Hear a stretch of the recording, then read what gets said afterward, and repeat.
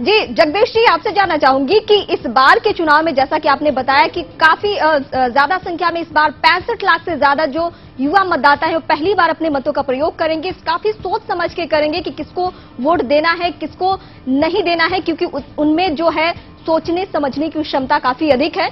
ऐसे में बहुत बड़ा फेरबदल देखने को मिल सकता है, किसी भी पार्टी के साथ कुछ भी हो सकता है इस बार। देखिए, मध्य प्रदेश में जहां तक चुनाव की बात करें तो मध्य प्रदेश में लड़ाई बेहद कांटे की है।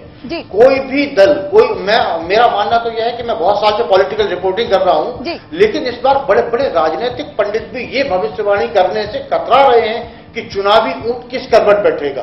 हर जगह लड़ाई कांटे की है। जिस विकास के मुद्दे की हम बात करते थे, पता नहीं चुनाव आते आते वो विकास का मुद्दा कहीं खो सा गया है। मतदाताओं को शायद विकास दिख तो रहा है, लेकिन भाजपा के जो कार्यकर्ता हैं, भाजपा के जो स्थानीय नेता हैं, उनके प्रति जो एंटी इनकम्बेंसी है वो शायद इस विकास के मुद्दे पे भारी पड़ रही है। और कांग्रेस बहुत देर से जागी, इसमें भी कोई दो मत नहीं, लेकिन वो जो एंटी इनकम्बेंसी है वो कांग्रेस को कहीं ना कहीं फायदा देती हुई दिख रही है। ऐसे में मध्य प्रदेश की मेरा मानना है 3/4 सीटें बेहद कांटा जोड़ के मुकाबले में फंसी हुई हैं, और लाभ किसे होगा, हानि किसे होगी, इस बारे में कोई भी घोषणा करना मेरे ख्याल से अभी जल्दबाजी होगी। लेकिन एक बात बिल्कुल साफ है कि कोई भी दल बहुत ज्यादा सीटें ले जाने में सफल नहीं होने वाला है। जो कुछ भी होना है वो बहुमत के आसपास होने वाला है, और 100 से 120 में कांग्रेस रहती है या बीजेपी रहती है, ये आने वाला समय तय करेगा। लेकिन वो स्थितियां खत्म हो गई हैं जिनका दावा भाजपा किया करती थी या जिनका दावा कांग्रेस किया करती थी। भाजपा 2 महीने पहले 173 का दावा करती थी, अब सरकार बनाने के लिए भी उसे एड़ी चोटी एक करना पड़ रही है, और कांग्रेस जो दावा कर रही थी 140-45 का, वो भी नहीं कम से कम होने वाला है।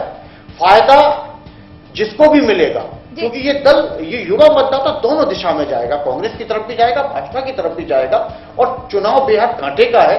तो परिणाम में आप देखेंगे कि 120-110 सीटों के आंकड़े इसके आसपास ठहर जाने वाले हैं। जी, मैं प्रदीप का रुख करूंगी। प्रदीप, आपने पूरे चुनावी माहौल को देखा है मध्य प्रदेश में, जैसे टिकट बंटवारा जब हो रहा था या युवाओं को जब तरजीह दी जा रही थी, वहां जो युवा है उनका क्या रुझान रहेगा, क्या क्या बातें उनके मन में आएगी, क्योंकि कुछ एक चेहरे ऐसे भी हैं जो पहली बार उनको तरजीह दिया गया है पार्टियों की तरफ से सिर्फ युवा होने की बदौलत।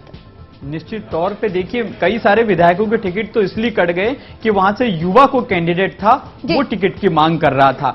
सबसे बड़ी बात यह है रीमा कि आप जब पिछले 2003 की बात करेंगे या 2008 की बात करेंगे तो युवा मतदाताओं का रुझान उस वक्त भी क्या था, युवा मतदाताओं का रुझान जिस ओर था उसी की सरकार बनी थी। और 2008 में देखेंगे आपने, जो भी बीजेपी कांग्रेस जब कैंपेनिंग कर रही थी तो सोशल मीडिया का भी प्रयोग कर रही थी। 2003 में ट्विटर पे आपको शिवराज सिंह चौहान के बयान नहीं दिखते थे, लेकिन 2008 में शिवराज सिंह चौहान आपको ट्विटर पे नहीं दिखेंगे, लेकिन 2013 में फेसबुक पर, ट्विटर पे तमाम तरह की वेबसाइट बनाई गई ताकि युवा जो सोशल मीडिया से जुड़ा रहता है उनको अपनी ओर आकर्षित करने की कोशिश की गई। इवन घोषणा पत्र जब आया तो उसमें स्मार्टफोन देने की बात की गई, मोबाइल देने की बात की गई, लैपटॉप देने की बात की। इसका सीधा सा मतलब यह था कि जो युवा मतदाता है उसको अपनी ओर आकर्षित करने का प्रयास किया गया। और सबसे बड़ी बात है, जो इंदौर में मैं टीसीएस का जिक्र इसलिए कर रहा था, इंदौर में टीसीएस को भी आनन फानन में इसलिए लाया गया कि जो मालवा के लोग हैं, जो इंदौर के लोग हैं, जो बाहर युवा जो इंजीनियरिंग करके बाहर जाता था वो अब इंदौर में रुक जाए।